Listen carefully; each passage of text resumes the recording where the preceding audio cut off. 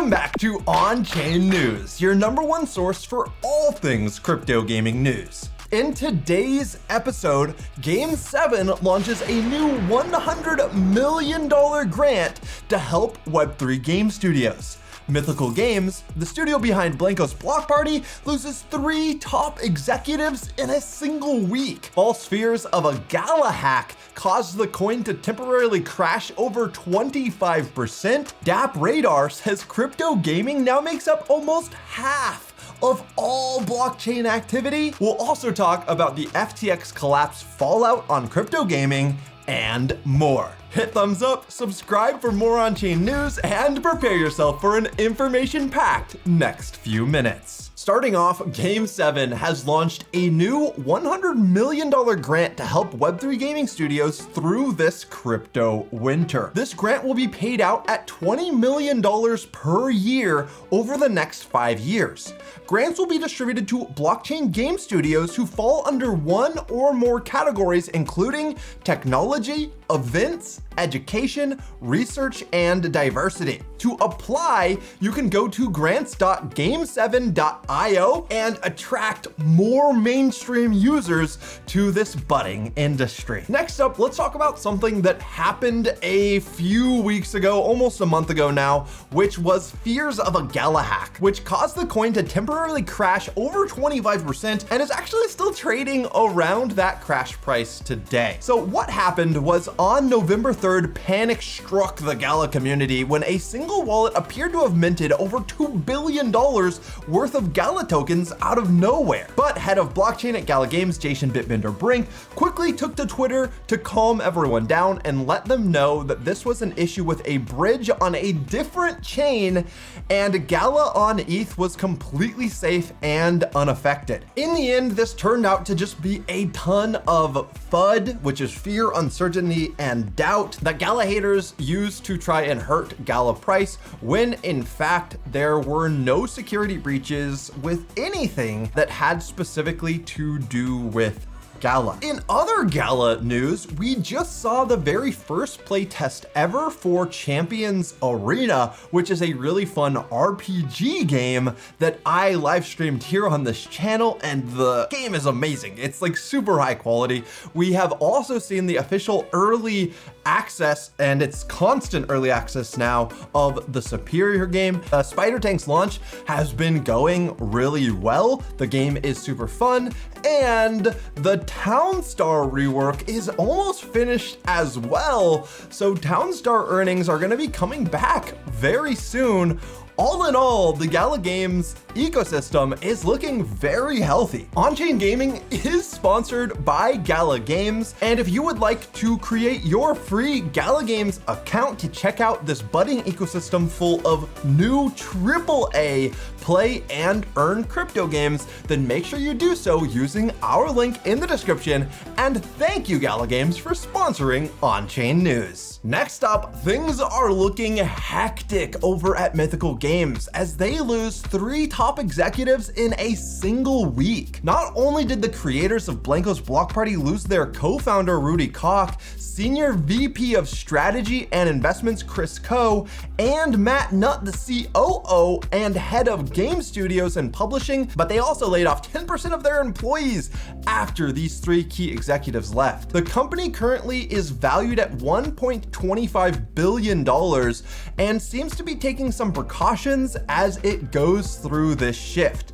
They do seem to be moving forward despite this major movement in personnel with the launch of their new NFT Rivals beta, which is at first only available to those who purchase the helmets from Rarity League, a collection of officially licensed fan-inspired helmet NFTs from all 32 NFL teams. Now, this begs the question, well, why did the key executives leave Mythical Games since they're doing something incredible in a budding space that has so much opportunity ahead? And that question is answered by our next piece of news, which is that Phoenix Games raises $150 million to fuel the next generation of blockchain gaming. And guess who's behind Phoenix Games? Well, the ex-CEO and co-founder of Mythical Games, Chris Koh, is the new co-founder of Phoenix Games. and he is considering Phoenix Games to be like a VC fund for powering the next generation of blockchain gaming. Chris Koh stated, quote, "We're actually going to start off with a huge base of capital to invest in those next generation gaming studios. We're also looking to use our balance sheet to acquire a bunch of existing games in the Web 2 space to build a portfolio that we can convert over to Web 3. So even though Koh left Mythical Games, he is not leaving the Web3 gaming space, and in fact, he saw an opportunity to make an even bigger impact than he could make where he was currently working. But now let's move to a piece of news about a mainstream brand getting into the metaverse. We have Porsche set to launch 7,500 NFTs for use in a virtual world. I suppose this is for those who could not afford the actual German luxury car. Now you can buy the NFT Porsche 911 and feel just as cool, almost. The art for these NFTs is going to be made and designed in Unreal Engine 5, and it suggests that the game integrations will be for Unreal Engine 5 projects as well. I'm excited to see how Porsche's Web3 strategy plays out long term. Next up, we have a really exciting piece of news. DappRadar has said that crypto gaming now makes up almost 1/2 of all blockchain activity. That's right, guys. Web3 gaming is taking over the blockchain, literally on-chain gaming as the biggest channel in the Web3 gaming space.